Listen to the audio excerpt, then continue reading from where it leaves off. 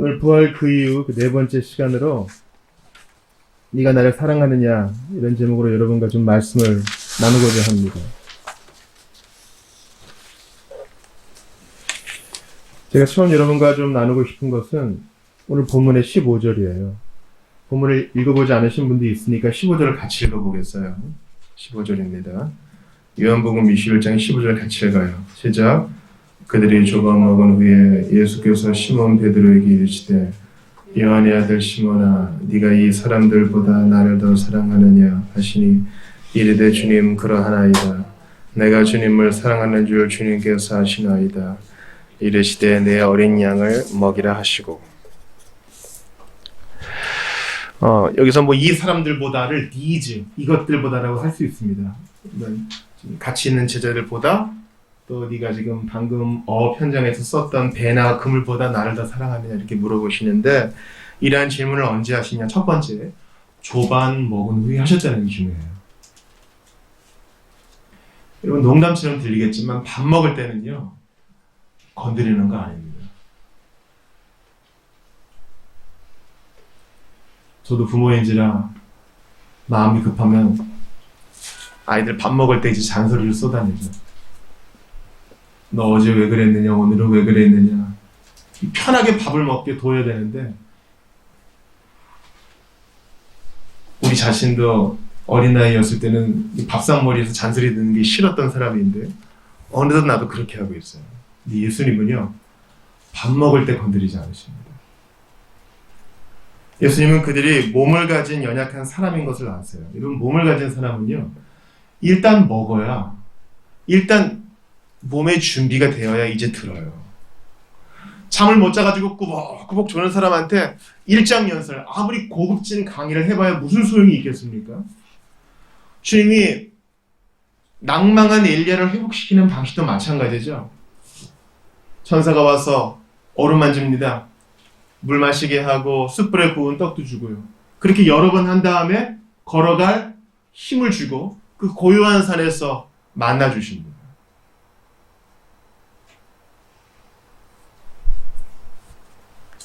주님은 그들이 밥을 먹으면서 생각할 시간을 주십니다. 몸을 지닌 연약함을 돌보십니다. 이미 그들은 알고 있어요. 그들이 뭘 잘못했는지 뭐가 부족했는지 이미 알고 있다고요. 잔인하게 또 들춰낼 필요가 없어요. 주님은 회개하는 자를 온유하게 대하십니다. 그러므로 우리도 잘못한 자를 온유한 심령으로 바로 잡을 수 있도록 준비하고 기도해야 됩니다. 근데 우리가 생각보다 잔인해요.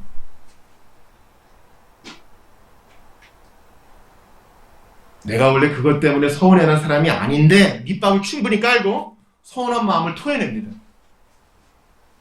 그거 너무한 거 아니야? 마치 상식을 얘기하는 것처럼 밑밥을 잘 깐 다음에 나의 서운함을 토해내는 것이죠. 내 분이 풀릴 때까지.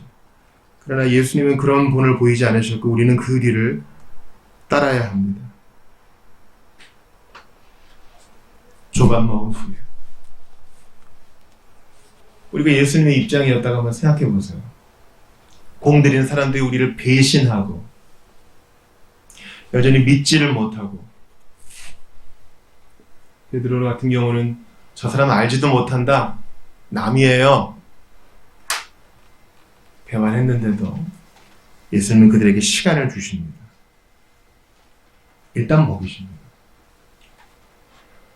그러면 예수 안 믿는 사람들도 여러분 기독교는 사랑이란 거 알고 있거든요. 사랑.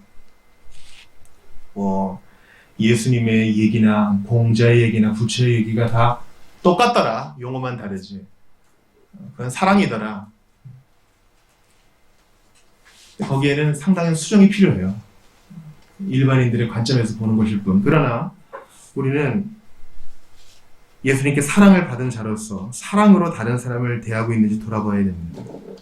조반 먹은 후에 말씀하셨다는 것을 기억하세요. 두 번째 제가 여러분과 나누고 싶은 것은 예수님이 베드로를 부르시는 그 칭호입니다. 베드로를 뭐라고 부르세요? 요한의 아들 시몬아.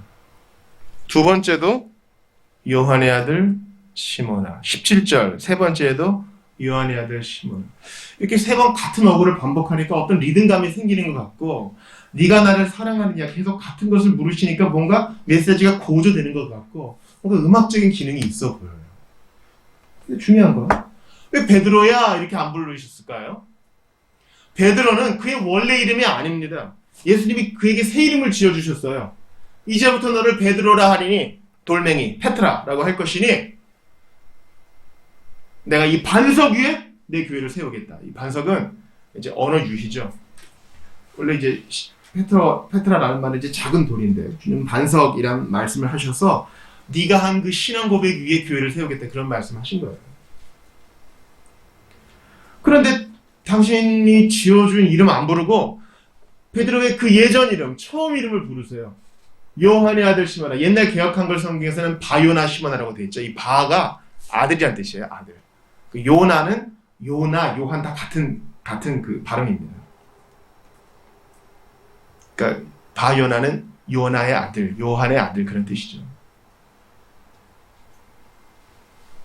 우리 토르가 나 누구누구의 아들, 뭐 천둥의 신이다 그러잖아요. 이게 이제 고대 사회에서 자기를 소개할 때 하는 방식이에요.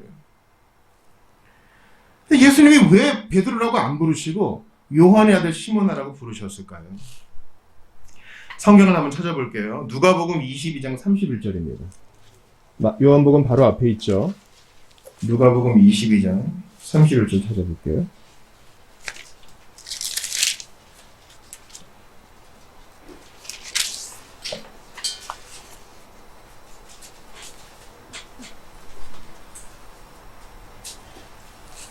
이제 예수님이 곧 잡히셔요. 제자들은 서로 큰 자리 차지하겠다고 싸우죠. 베드로는 내가 주님과 함께 죽겠습니다, 옥에도 가겠습니다, 이렇게 결심을 보입니다. 그러나 31절 같이 읽어봐요. 누가복음 22장 31절 시작. 시몬아 시몬아 보라 사탄이 너희를 밀가부로 타려고 요구하였으니. 지금 시몬의 베드로의 헛된 마음을 깨뜨리시기 위해서 주님이 그를 다시 시몬이라고 부르세요. 베드로야 이렇게 안 하고.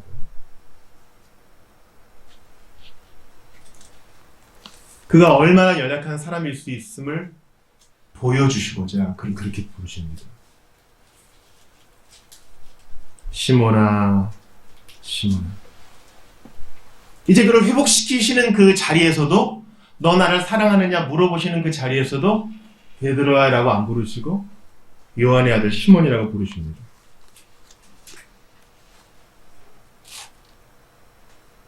그의 처음을 기억하게 하시죠. 아, 나 예수님이 처음 부르셨을 때 난 그때 시몬이었지. 맞아. 근데 지금까지 많은 일들이 벌어졌고 나는 많이 변했네. 아, 근데 나는 지금도 이렇게 부족하구나. 그런데 주님의 나를 다시 찾아오셨네. 그러하여금 생각하게 합니다. 그에게 그간 베푸신 은혜를 생각하게 합니다. 시작부터 지금까지의 변화를 회상하게 합니다. 이건 주님이 우리에게도 쓰시는 방법이에요.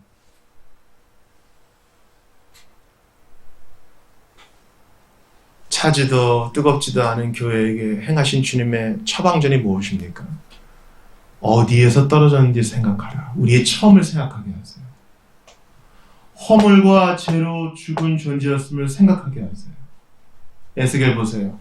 우리가 핏덩이였는데 길가에 버려진 존재였음을 기억하게 하세요. 우리가 신앙생활 하다 보면요, 굳은 살이 배겨가지고 날 때부터 신자였던 것 같은 착각을 하거든요. 천만의 말씀이에요. 우리는 죄와 허물로 죽은 존재였습니다. 처음부터 예수 믿는 훈장 달고 태어난 게 아니에요. 주님이 우리를 회복시키셨을 때 우리가 얼마나 악한 사람이었고, 얼마나 예수 필요하지 않은 사람이었고, 예수님을 거부한 사람이었고, 복음을 무시했던 사람인지 기억하게 하십니다. 그러므로 여러분, 당신은 정말 세상에 하나밖에 없는 사랑받기에 합당한 존재예요. 여기서 시작하는 게 아니에요. 이 세상에 많은 보석이 있지만 당신은 이 세상에 단 하나밖에 없는 보석이에요.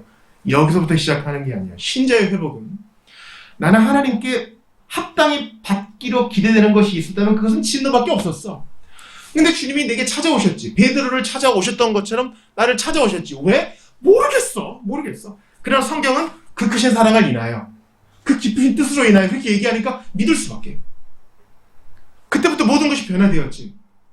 그래, 나는 처음부터 뭔가 잘나서 믿을 만한 사람이 아니었는데 주님이 그 큰 구속의 은혜로 강권적으로 나를 부르셔서 인도해 주셨어. 대단하구나. 베드로에게 지금 그것을 생각하게 하시려고 베드로야라고 안 부르고 요한의 아들 시몬이라고 부르십니다. 루터가 얘기하죠. 시몬 유스투스 에트 페카토르. 우리는 죄인이자 의인입니다. 신분으로는 의인이지만 아직 몸에 갇혀있기 때문에 가끔 죄를 져요. 우리가 어떤 존재인지 기억해야 됩니다. 안 그러면 하나님의 은혜가 권리로 생각되어져요. 나한테 왜 그래요? 은혜에서 미끄러지면 그 현상이 뭔지 아세요? 하나님께 대하여 섭섭한 마음을 토해내요. 주님, 제가 한 게 어딘데 진짜 너무 하시는 거 아니에요? 이런 마음이 생겨요. 우리의 처음을 기억하지 못하면 사람과 하나님께 섭섭한 마음을 표현하게 된다고요. 섭섭 귀신은 제일 아주 험악한 어둠의 영이에요. 무슨 용머리를 7개 한 귀신보다 더 무서운 귀신은 섭섭 귀신이에요. 우리는 우리의 행동과 우리의 섬김을 공로로 치환하려는 성격이 있거든요. 기억해야 돼요. 우리의 처음이 어땠는지. 우리 전혀 강함 없었어요. 주님이 베드로를 찾아오셨듯 우리를 찾아주셔서 우리 이름 바꿔주셨잖아요. 고아에서 아들로, 아들과 딸로, 저주에서 축복으로, 죄인에서 의인으로, 마귀의 종된 자에서 사랑받는 신부로 바꾸어 주셨습니다. 기억하세요? 주님이 우리를 회복하시는 방식은 처음을 기억하게 하는 방식이에요. 그러고 보니까 지난 시간에서도 주님은 기억이라는 방식을 사용하시죠? 처음 베드로를 부르셨을 때 완전 실패였죠. 아무것도 못 잡은 때. 지금 회복하러 오실 때에도 아무것도 못 잡았어요. 처음 베드로를 부르셨을 때에도 밤새도록 고기를 낚았는데 주님이 다시 한번 깊은 데 그물을 내리라 하시죠. 회복하러 오실 때에도 다시 한번 그물을 이번에 오른쪽에 내려봐. 처음에도 순종했는데 많은 걸 낚았고 회복시키실 때에도 순종해서 오른쪽에 내렸더니 많은 물고기를 얻었어요. 똑같이 조업 현장에서 부르셨고 조업 현장에서 회복시키십니다. 우리의 처음을 기억하게 하세요. 내가 예수 믿었을 때는 자기 의로 충만한 상태였습니다. 하나님께 섭섭한 마음이 극에 달해 있었습니다. 환경이 어려웠습니다. 그때 주님이 찾아와 만나주셨죠. 예수 믿은 이후에 복음에 대한 감격이 사라졌습니다. 그때 주님은 여전히 자기 의로 충만한 내 모습을 보여주십니다. 그리고 찾아오십니다.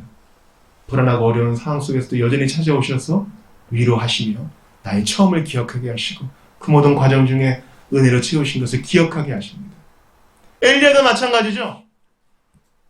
처음 엘리야 부르셨을 때 그리 시내가에서 까마귀를 통해서 고기와 떡을 공급받게 하세요. 이제 낙심했습니다. 똑같아요. 전사를 통해 얼음 만지시고 한 병 물과 숯불에 구운 떡으로 그를 먹이십니다. 너의 처음은 보잘것 없었으나 내가 지금까지 은혜로 너를 붙들고 있다. 이것을 기억하게 하십니다. 그러므로 항상 기억하세요. 내 시작이 어땠는가? 나는 예수 믿기에 축복받기에 합당한 사람 아니었어요. 하나님도 없고 소망도 없는 자인데도 주님이 찾아와 주신 것입니다. 그 다음으로 여러분과 생각해보고 싶은 것은 주님의 질문 방식입니다. 주님이 뭐를 질문하세요, 여러분? 마치 요리문답하는 것처럼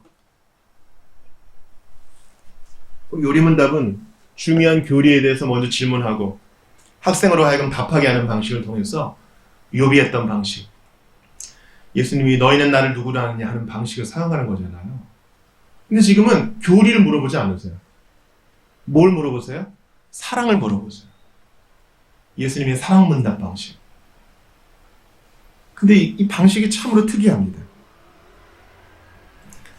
두 번째 방식을 한번 같이 읽어봐요. 16절 시작.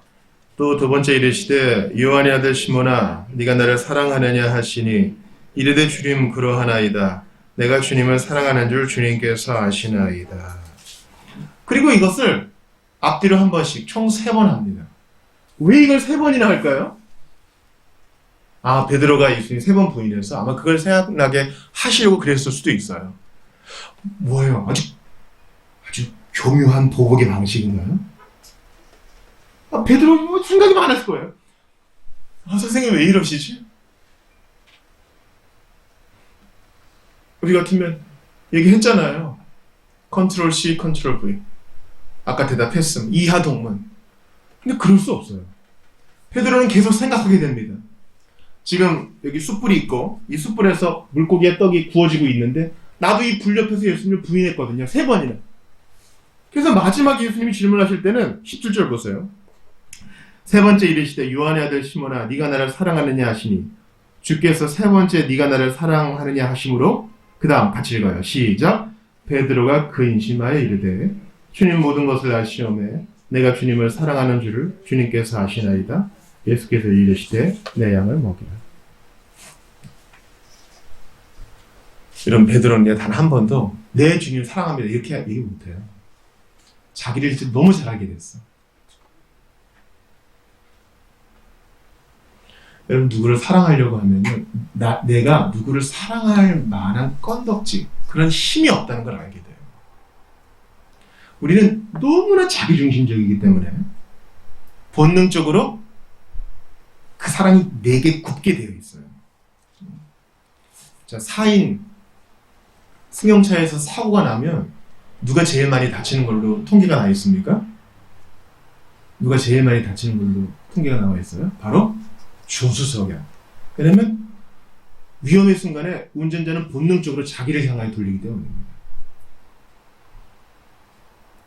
그 자기 사랑, 자기개발서에서 얘기한 것처럼 여러분 얼마나 힘이 드십니까? 세상에 지신 여러분 이제 자기를 사랑하세요.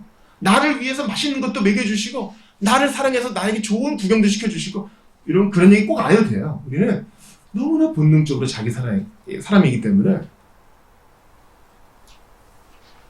주님은 베드로가 어떤 대답을 하실지 아시면서도 베드로의 부족한 사랑을 아시면서도 그에게 요한의 아들 시몬아 네가 나를 사랑하느냐 이 모든 것들보다 나를 사랑하느냐라고 3번이나 물으세요. 이 질문의 방식이 중요합니다. 주님은 기억하세요. 쉽고 값싼 위로가 아니라 그가 근심할 때까지 질문하십니다. 다시 한번요. 주님은 괜찮아 툭 던지시잖아요. 그렇다고 주님은 자 기억해보자. 그날 내가 재판받던 날 너 따라와서 나 모른다 하더라. 이런 방식도 취하지 않으세요. 우회적인 방식이지만 베드로로 하여금 계속 생각하고 게다가 근심까지 하게 하십니다. 그때까지 주님은 계속 질문하세요. 여러분 제가 여러분에게 청교도의 방식을 얘기하지 않을 수 없어요. 이건 어거스틴의 방식이에요. 어거스틴의 참여력이 우리 교회에 벌써 5번이나 넘게 있거든요. 한번 빌려가서 읽어보세요. 어거스틴은 회심할 때 쉽게 회심하지 않았습니다. 자, 오늘 이 기도문을 따라 읽으면 당신은 오늘부터 하나님의 자녀입니다. 주 예수님, 주 예수님. 예수님 믿었습니다. 끝! 이렇게 되지 않아요. 긴 시간 동안 근심하는 시간이 있었어요. 청교도와 조나단 에드워즈의 방식도 마찬가지입니다. 그들은 앉아있던 모든 사람이 다 회심했을 거라고 보지 않았어요. 그들은 구도자라고 봤습니다. 자신의 죄로 인해 아파할 때까지 그들은 율법을 설교하고 하나님 말씀을 설교했습니다. 복음으로 치료받을 준비가 될 때까지 복음을 전했습니다. 여러분 복음이요. 언제 복음이에요? 내가 지금 나쁜 소식 가운데 있다는 것을 알 때까지 그때까지는 복음이 아니에요. 내가 허물과 죄로 죽어서 하나님이 진노 가운데 있다는 것을 알 때까지 복음은 좋은 소식이 아니에요. 여러분. 아시잖아요. 학원에 오면 애들이 하는 얘기가 뭡니까? 선생님 집 가요. 안 돼. 오늘 테스트까지 끝날 때까지 못 가. 이거 테스트 다 끝나기 전에는 학원 밖으로 한 발자국도 못 나가. 풀에 팍 죽어 있습니다. 근데 오늘은 기분이다. 어제 시험이었으니까 오늘은 빨리 가자. 그게 복음 아니에요? 나한테 진짜 기뻐야 좋은 소식이잖아요. 신자들에게 복음은 뭐가 복음이에요? 허물과 죄로 죽어서 우리는 마귀의 자식이요. 지옥이 내가 갈 것이었는데 예수께서 찾아오셔서 나를 죄인에서 의인으로 마귀의 종에서 하나님의 자녀로 삼으셨다는 게 이게 우리의 복음이에요. 그러려면 근심해야 돼요. 죄로 인해 근심해보지 않은 사람 신자라고 말할 수 없어요. 나의 부족함을 직시하고 내 그릇이 이것밖에 안 된다는 것을 생각하고 근심하지 않은 이상 예수님이 좋은 분이라는 것은 거짓말일 수 있어요. 여러분 제발요. 교회에서 주워 들은 걸로 신앙생활하면 아주 비참해져요. 의심이 가면 의심이 간다 말씀하셔요. 제발 믿는 척하지 마세요. 그럼 저도 청소년기에 이 두 얼굴의 사나이였거든요. 나는 설교를 들을 때 움직인다는 걸 생각할 수 없었어. 전사님이 불편하게 할 정도로 고목나무가 돼서 전사를 받죠. 그래야 칭찬받는 학생이니까. 그러나 회심하지 못하면 아무 소용없어요.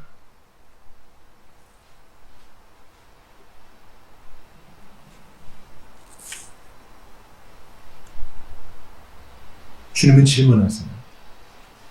근심할 때까지 조용히 난 근심이 있었나? 하나님을 원하지 않는 나의 인간성에 대하여 근심해 본 적이 있나? 그제서야 이제 복음을 들을 준비가 된 거예요. 여러분 그러고 보니까 공생의 기간 동안 쟤네들이 많이 혼나죠. 예수님 주무시는데 풍랑 좀 온다 그래서 어떻게 우리를 죽이려고 그러십니까? 믿음이 없는 자들아 어찌할 깨달음이 없느냐? 사실 계속 못 믿었죠.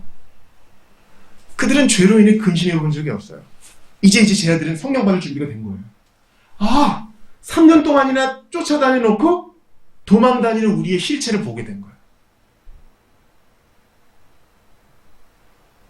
여러분 홀이라도 내가 그래도 다른 사람보다 좀 나아가지고 예수 믿었다는 생각을 하면 우린 진짜 가망 없어요. 우리는 외인보다 못한 자들이었음이 분명해요. 뭔가 도덕적이고 가능성에 있어 예수 믿은 게 아니에요. 결정적일 때 우리 성미가 나오잖아요. 아주 냉담해지고 그것 때문에 근심해봐야 돼요. 이런 나를 하나님이 구원하실 수 있을까?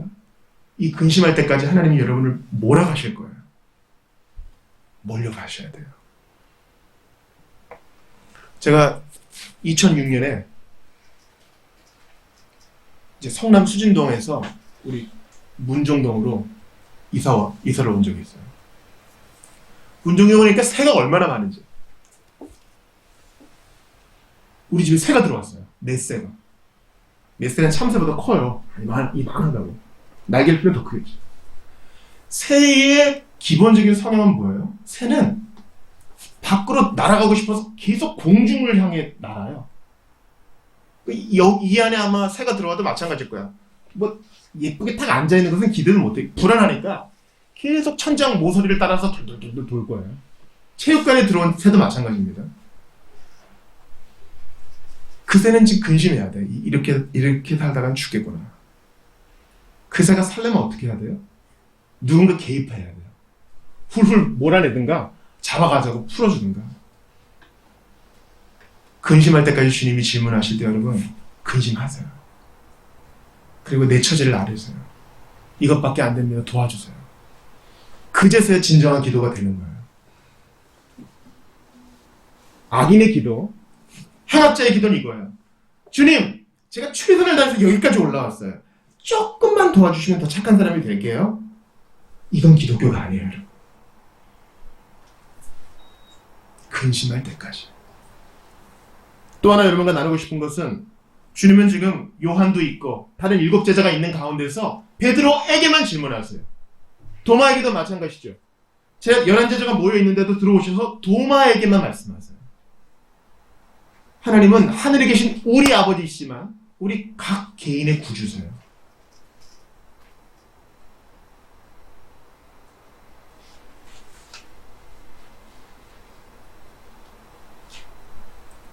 주님이 이 시간 우리 각 사람에게 물어보십니다. 은서야, 무서가, 예일아, 유지야, 유빈아, 우리 한 사람 한 사람에게 물어보세요. 요한의 아들 시몬아, 네가 지금 1대1이에요. 그걸 지금 요한이 옆에서 보고 기록한 거잖아요. 나의 하나님. 예수는 우리 각 사람에게 물어보세요. 너 나를 사랑하느냐? 너네 부모님, 너의 친구, 너의 가족 말고 너 난 너를 원한다. 너 나를 사랑하느냐? 물어보세요. 그 질문에 우리가 근심으로 설 수 있을 때까지 주님은 우리를 몰아가실 것입니다. 이제 주님의 질문의 내용을 봅시다. 주님은 베드로에게 베드로야 회개했느냐? 이렇게 묻지 않으세요. 요한의 아들 시몬아 너 믿느냐? 그렇게 물어보지도 않으세요.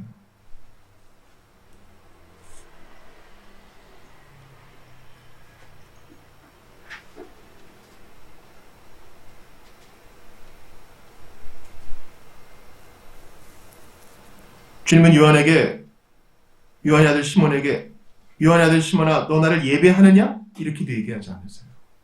주님은 아주 적극적인 개념 사랑하느냐를 물으세요. 너 나 좋아하니? 이렇게도 묻지 않아요. 사랑은 전입격적인 개념이잖아요. 지적으로 그 사람을 알고 정서적으로 그 사람을 향하여 가슴이 뛰고 비록 그 사람이 나를 실망시킬지라도 손발로 첫 약속을 지키는 거. 이게 사랑 아니겠습니까? 그래서 주님이 십계명을 요약하실 때 어떻게 요약하세요? 사랑으로 요약하시죠? 마음과 목숨과 뜻을 힘을 다하여 주 너의 하나님을 사랑하고 이웃을 사랑하라는 거. 주님은 사랑으로 베드로에게 접근하세요. 그래서 베드로는 주님을 사랑합니다 이렇게 말 못해요.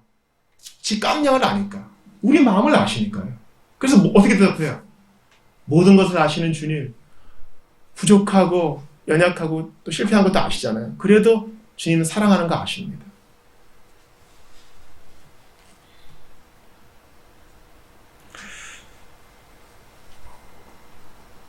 주님은 우리를 적극적으로 사랑하는 사람으로 만드시길 원합니다. 그게 주님의 목표입니다. 잘 들으세요. 왜냐하면 사랑하는 자는 예배하거든요. 사랑하는 자는 전도하거든요. 왜냐하면 여러분 우린 좋아하는 걸 하게 돼 있어요. 사랑하기 때문에 순교도 하는 거예요. 초대교회 때에는 참으로 슬프지만 경쟁적인 순교가 있기 때문에 사랑 없이 순교하는 사람이 많았어요. 순교하면 천국에 갈 수 있을 거라고 생각하는 사람이 많았거든요. 여러분 사랑 없는 예배, 사랑 없는 결혼생활 가능합니다. 가능해요. 본질적인 것은 사랑입니다. 사랑의 부재는 어느 것으로 채울 수 없습니다. 고린도서 8장 1절 보니까 지식은 교만하게 하며 사랑은 덕을 세운다 그랬어요. 뭔가 알고 느끼는 것, 그것으로 끝나는 것은 교만으로 마칠 가능성이 높습니다. 주님은 우리에게 사랑을 요구하세요. 너에게 완전한 사랑을 요구하는 거 아니다. 나를 향해 있느냐? 부족했지만 다시 하고자 하느냐? 이거 물으세요. 주님 모든 거 아시니까 솔직히 말씀드릴게요. 제가 한 번도 실패 없이 사랑한다고는 말씀 못 드리겠으나 내가 주님 사랑하는 것을 아십니다. 저는 실패했으나 당신을 떠날 수 없습니다. 이렇게 말씀하십니다. 여러분 이쯤 되면은요. 주님을 사랑하는 게 기독교의 핵심 강령이구나. 근데 어떡하지? 난 좋아하는 게 너무 많은데. 이게 우리의 질문이어야 해요. 오늘 암송 성구 주보 3면에 2번 같이 읽어볼까요? 우리가 사랑함은 요한복음서 4장 19절입니다. 같이 읽어요. 시작. 우리가 사랑함은 그가 먼저 우리를 사랑하셨습니다. 사람은요 사랑하는 존재입니다. 오늘 우리 베드로의 예를 통해서 주님은 사랑해야 되는데 우리 스스로는 사랑할 힘이 없다는 것을 여러분 꼭 아셨으면 좋겠어요. 우리 스스로는 사랑할 건덕지, 사랑을 유지할 힘이 없어요. 우리 사랑은 자기 사랑으로 굽어있기 때문에 이렇게 했죠. 우리가 사랑할 수 있는 거, 여기 목적어가 생각되어 있거든요. 하나님을 사랑하고 지체를 사랑하고 비신자를 사랑하고 이를 할 수 있는 것은 유일한 힘이 있으니 그가 먼저 우리를 사랑하셨기 때문이에요. 사랑은요 내가 받고 또 내가 하고 받고 흘려보내고 이게 계속 순환돼야 돼요. 어떤 사람도 사랑을 받기만 하고 어떤 사람도 사랑을 주기만 하고 그런 사람은 없어요. 우리는 받은 만큼 지금 갈릴리 바다에서 이 얘기를 하고 있는 거잖아요. 갈릴리 바다에는 고기가 풍성하죠. 갈릴리 바다는 물을 받아서 사이로 흘려보내기 때문에 여기 여기 충만한 것이에요. 사이는 그렇지 못하죠. 사랑은 내가 받았기 때문에 줄 수 있는 겁니다. 예수님을 사랑할 수 있는 것은요. 예수님이 그 사랑을 내게 줬기 때문에 할 수 있는 거예요. 예수님은 당신이 우리에게 안 준 것을 우리에게 요구하지 않으십니다. 이거 어거스틴이 한 얘기거든요. 다시 한번요. 하나님은 우리에게 주지 않은 것을 우리에게 요구하지 않으세요. 손 마른 자에게 예수님이 그러시죠. 네 손을 내밀라. 손 마른 자가 어떻게 지 손을 내밀어요? 손이 말랐다는 것은요. 지금 자면 안 돼. 잘 들어야 돼. 손이 말랐다는 것은 근육과 신경이 죽은 거예요. 뼈만 이렇게 있는 거야. 네 손을 내밀라. 무슨 말도 안 되는 소리 하고 있어? 아니요. 주님이 그렇게 요구하실 때는 할 힘과 능력을 주고 요구하시는 거예요. 주님은 못하는 걸 요구하지 않으세요. 그러면 주님은 잔인한 신이지. 내밀고자 할 때 그 능력을 어느 순간인가 신비롭게 주셔요. 내밀잖아요. 네가 나를 사랑하느냐. 내가 분명히 잘 못할 걸 알지만 사랑하는 줄 아십니다 할 때 주님이 그 사랑을 더욱 주시고 그 사랑을 흘려보내게 하셔요. 지금 시간이 없지만 말씀만 읽어드립니다. 아가 2장에 보면 신랑이 신부에게 이렇게 말해요. 나의 사랑하는 자가 내게 말하여 이르기를 내 사랑 어여쁜 자야 일어나서 나와 함께 가자. 신랑이 신부에게 나의 사랑 어여쁜이야 라고 부르세요. 지금도 주님은 우리를 보시며 나의 사랑 어여쁜이야 일어나서 함께 가자 하셔요. 실패하고 넘어지고 자주 부인하고 짜증도 자주 내지만 우리를 나의 사랑이라고 하세요. 우리를 먼저 사랑하셔서 우리에게 사랑을 주셨기 때문에 우리가 그 사랑을 주님께 돌려드릴 수 있게 된 거예요. 기억하세요. 주님은 요한의 아들 시몬아 네가 나를 믿느냐? 네가 나를 예비하느냐? 그렇게 묻지 않았어요. 사랑하느냐 물으세요. 마귀는 귀신은 하나님을 사랑하지 않는 자예요. 그 예배를 자기가 받고 싶어서 자기 사랑으로 타락한 존재라고요. 그래서 사도가 그러잖아요. 네가 하나님은 한 분이신 줄을 믿느냐? 잘하는도다. 마귀도 믿고 떤다 그래요. 마귀는 신학 박사예요. 우리보다 더 잘 알아. 그러나 사랑하지 않아. 사랑하려는 의도도 없어. 요한복음 14장 15절에 보니까 너희가 나를 사랑하면 나의 계명을 지키리라. 무엇입니까? 받은 사랑에 감격해서 그 사랑을 흘려보낼 때에야 비로소 주님 말씀을 지킬 수 있는 거예요. 성경을 마지막으로 찾아보겠습니다. 누가복음 7장 46절입니다. 요한복음 앞에 있습니다. 누가복음 7장 46절입니다.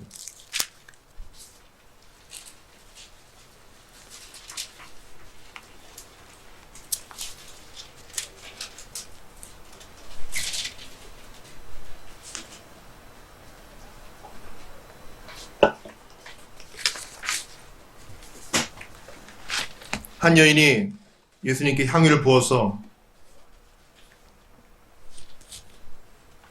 주님께 칭찬을 받습니다. 누가복음 7장 46절에 보니까 너는 내 머리에 감금류도 붙지 아니하였을 때 그는 향유를 내 발에 부었느니라. 이렇게 말하면서 47절 같이 읽어요. 시작. 이러므로 내가 내게 말하노니 그의 많은 죄가 사하여 줬도다. 이는 그의 사랑함이 많음이라. 사함을 받은 일이 적은 자는 적게 사랑하느니라. 이 여자는 주님께 제사함을 많이 받았기 때문에 많이 사랑해요.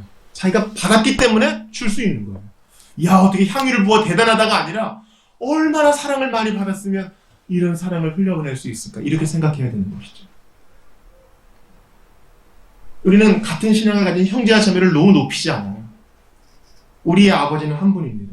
우리의 스승은 한 분입니다. 그가 사랑을 많이 받았기 때문에 그렇게 주님을 섬기게 된 것이에요.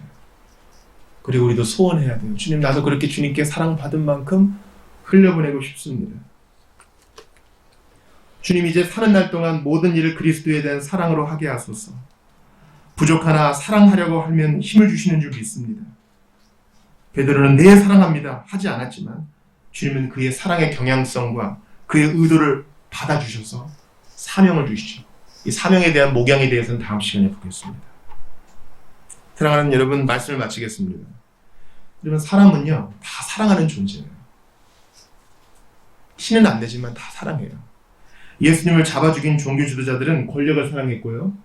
유다는 돈을 사랑해서 예수님 팔았고요.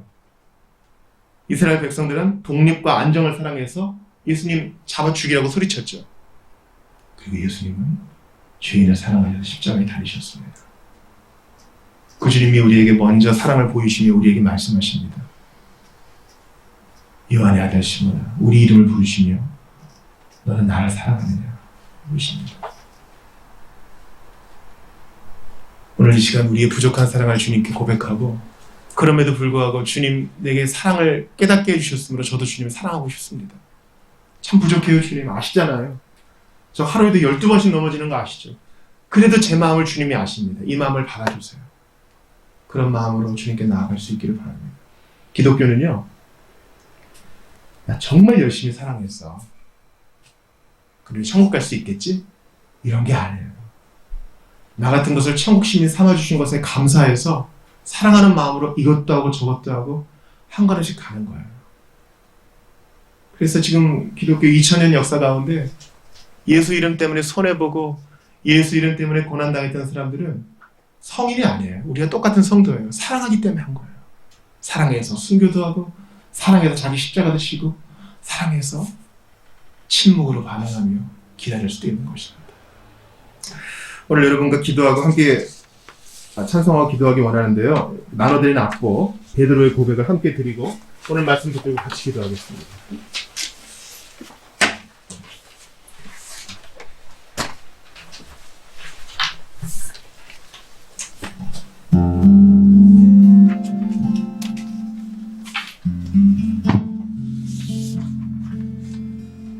나는 들었습니다.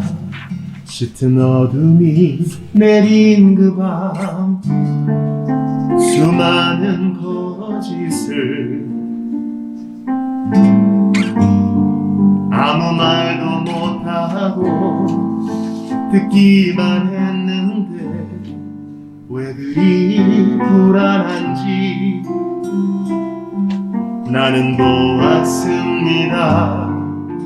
불에 비친 주의 얼굴, 피로 멍든 그 얼굴.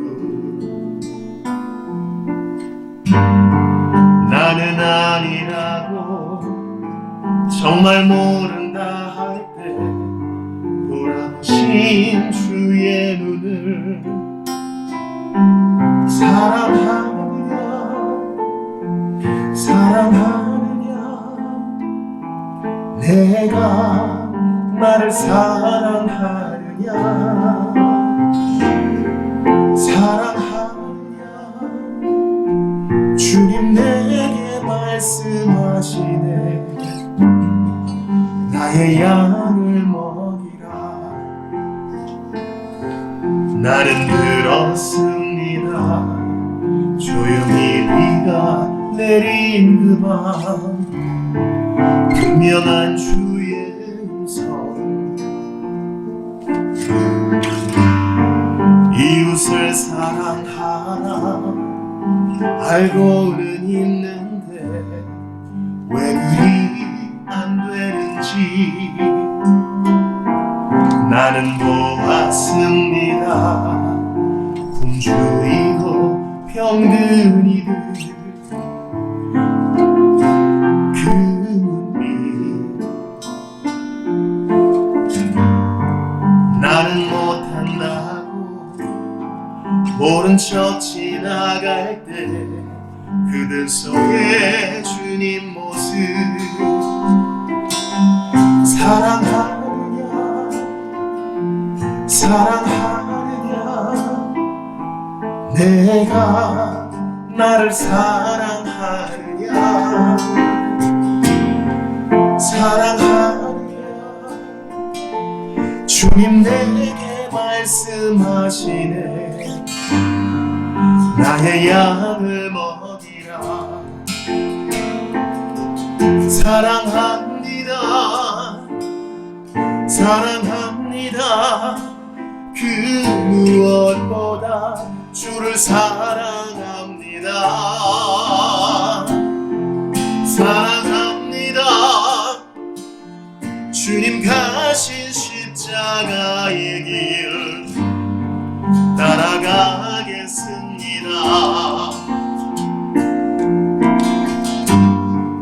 주님 사랑합니다. 우리 좀 같이 기도합시다. 부족하고 연약하고 완전하지 않아도 사랑하고자 하는 경향성이 있는가, 그 의도를 주님이 보셔요. 주님은 완전하게 될 때까지 너를 용서하지 않겠어 그러지 않고 그 마음을 보시고 그만하면 됐다. 그를 회복시키시고 다시 사명을 주십니다. 우리 다 부족하거든요. 우리 주님은 죄인들의 구주시고 부족한 자의 하나님이 되셔요. 그 주님 앞에 우리의 마음을 드립시다. 실패하고 넘어지고 상한 마음 그대로 주께 가오니 나를 회복시키사 받은 사랑 흘려보내게 하소서.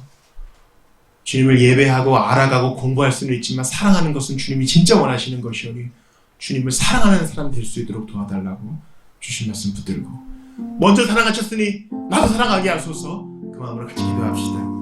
하나님 아버지 간절히 기도합니다. 주님께 마음을 드리며 기도합니다. 주여 들어주옵소서. 이 마음 주께 드리게 하시옵소서. 주님께 마음을 드리며 기도하옵소서. 부족합니다. 이거밖에 없습니다. 손에도 보셨죠? 이거밖에 없습니다. 그걸 사용해 주옵소서. 이거밖에 없습니다.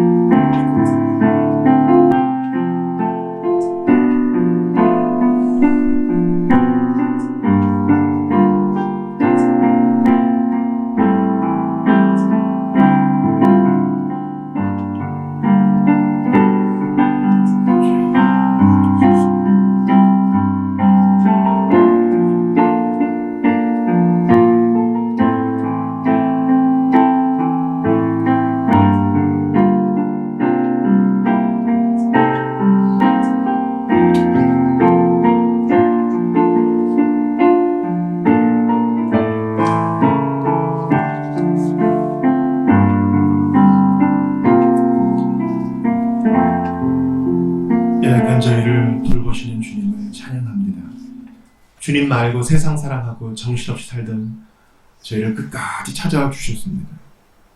사랑하느냐 물으실 때 초라한 이 마음밖에 없습니다.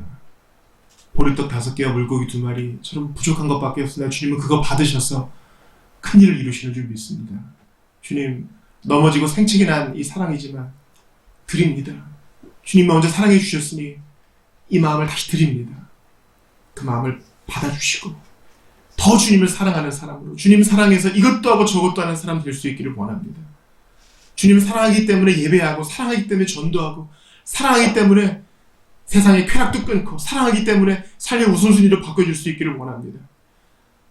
사람들은 말 잘 듣는 사람, 하는 척하는 사람, 예의 바른 사람을 원하지만 주님은 사랑을 원하시니 받은 사랑을 마음껏 누리게 하시고 그 사랑을 돌려드리는 저희들이 다 되게 하여 주옵소서. 참 오래도록 저희를 기다려주시며 이 사랑을 보이신 주님, 먼저 사랑하신 주님을 찬양합니다. 십자가에서도 부활의 빈문함에서도 실패한 그 현장에서도 끝까지 사랑을 보이신 나의 구주 좋으신 주님 예수 그리스도 이름으로 기도드리옵나이다. 아멘.